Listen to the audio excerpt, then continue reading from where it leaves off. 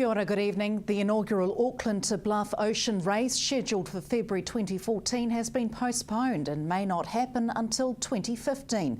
Race promoter Murray Francis says the event hadn't attracted the expected numbers of entries, with yachties saying there wasn't enough time to prepare for the race. The event also still required a major sponsor. Mr Francis says organisers will consult with the sailing community and other stakeholders on the best timing for the event.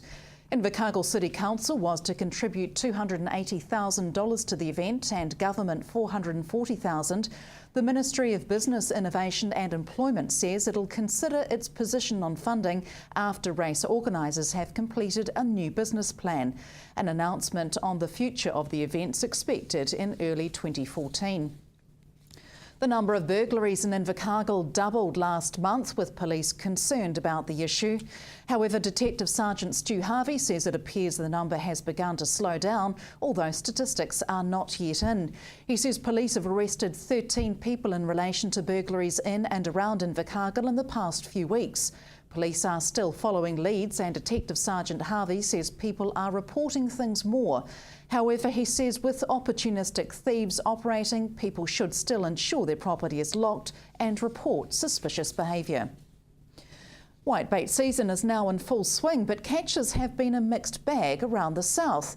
Low river levels mean whitebait head further up the river, according to Southland Recreational Whitebaiters Association Secretary Harry Robinson.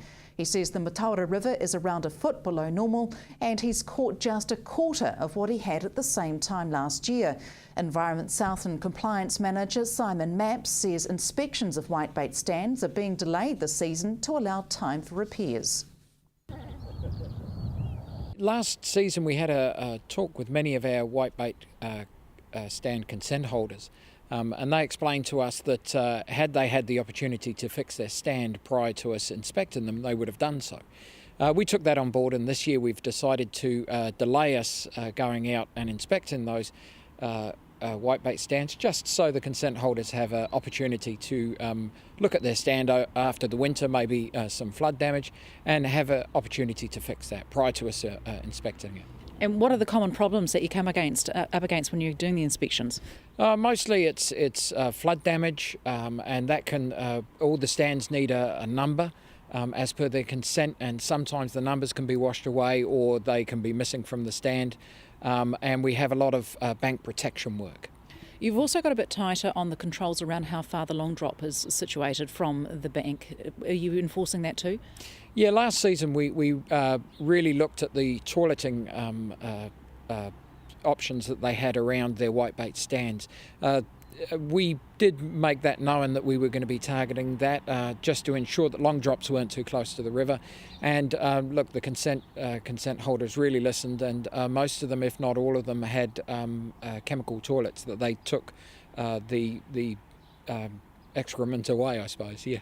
And as far as fines and that type of thing, if you are finding anything that's not up to standard, what are they faced with? Well, yes, I mean, anything where you breach consents can go into the Resource Management Act and attract some hefty fines. However, we're talking whitebait stands here, so it would most likely be a warning or an infringement at most, sometimes an abatement notice. Slightly more than half of public sector employees work more than their contracted hours, with most of these working an additional 6 hours a week. A Public Service Association survey shows 83% of those who put in additional hours don't get paid for them, and 47% said they had too much work for one person to do. PSA National Secretary Brenda Pilot says the survey of public sector workers and their views about their workplaces should be used by organisations to benchmark their own performance and make improvements. Almost 16,000 PSA members responded to the survey. Around 160 war memorials have been added to an inventory of monuments in Southland. Concerns in the community that some war memorials are being lost led to a new project to catalogue the region's memorials. Venture Southland Community Development Team Leader Bobby Brown says the response has been great, with the location and details of many memorials now added to the inventory.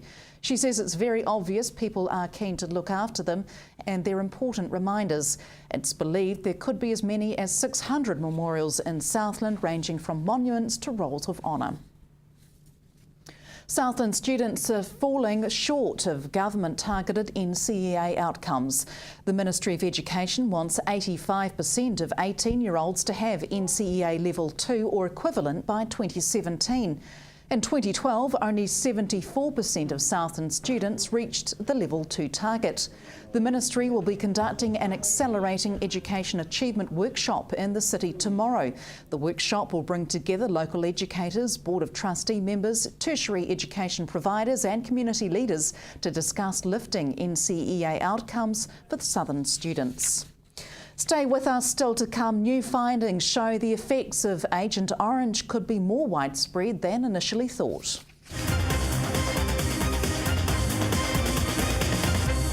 Welcome back. A recent study by Otago University has proven a link between exposure to Agent Orange and some cancers and leukemia, following more than 50 years of background work.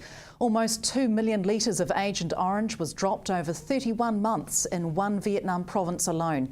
Many returned veterans have suffered early deaths from illnesses related to herbicides and pesticides, but the concern is that ingredients were used in other conflicts too. To make the 2,4,5-T and DDT, which are the principal ingredients within Agent Orange, it creates dioxin, and that was the side effect that they weren't aware of at the time. Although some scientists had warned people that boiling it at a certain level could create this dioxin, boiling it longer, which took longer to manufacture, wouldn't.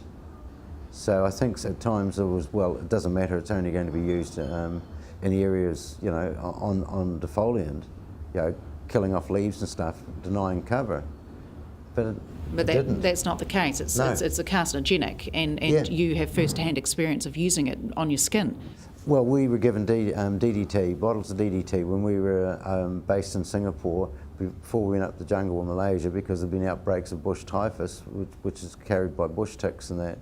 And so we were told to spray it down the seams, or put on the seams of your trousers and in your boots and things like that, so that you wouldn't get infested with these ticks and that, which could make you very unwell. But not to get it on your skin at the same time? Oh yeah, which it doesn't take an Einstein to figure that the minute you start walking, you sweat, your clothing gets wet, all that stuff would leach in and gradually get absorbed through your skin.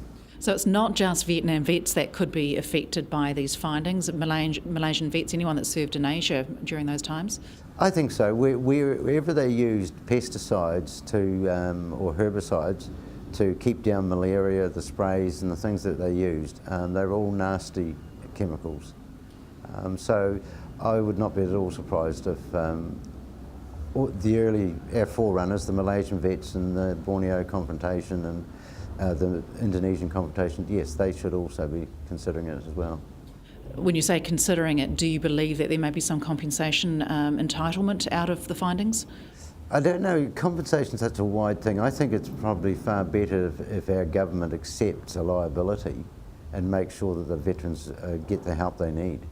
Are you aware if the military have stopped using these types of carcinogens to try and...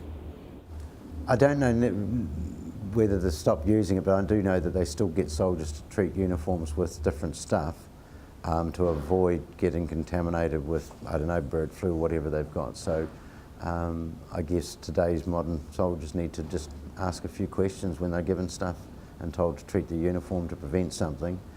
That's fine, but what is the prevention worse than what they're trying to prevent? 29 entries have been received for the inaugural Southland Business Excellence Awards being held this year. The idea is to showcase and recognise the region's business and capability. The awards will be held in October, and Southland Chamber of Commerce Chief Executive Richard Hay says he's impressed with the calibre of entries. Well, the awards are held right throughout New Zealand, so we are the last actually to come on board in those terms. But business is the basis for a good economy. Without good, successful, sustainable business, you don't have jobs. So we need to celebrate that sustainability and that success and encourage other businesses to expand, to come and relocate here. So if we show that there is a good ethos in this community, supporting business, then that's got to be a good thing. The other part of the awards is that there's a process that the entrants have to go through. And the best feedback we're getting over that is the entrants are saying, we should have looked at some of these processes ourselves before this, and this has forced us to do it. So that has been a really good part of this awards process for entries. Do you think there could be other flow-on benefits in having these?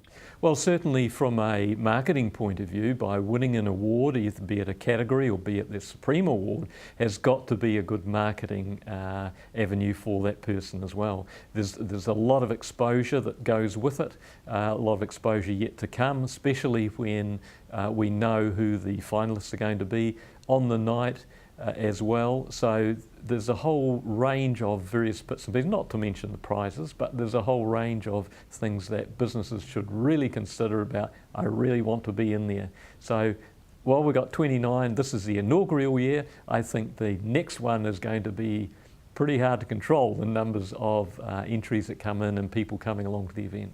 So are you just focusing on actual Southland businesses or businesses that are working in the South as well? No, it's got to be Southland businesses as such. It can't be somebody who has a business outside of Southland might have a branch here.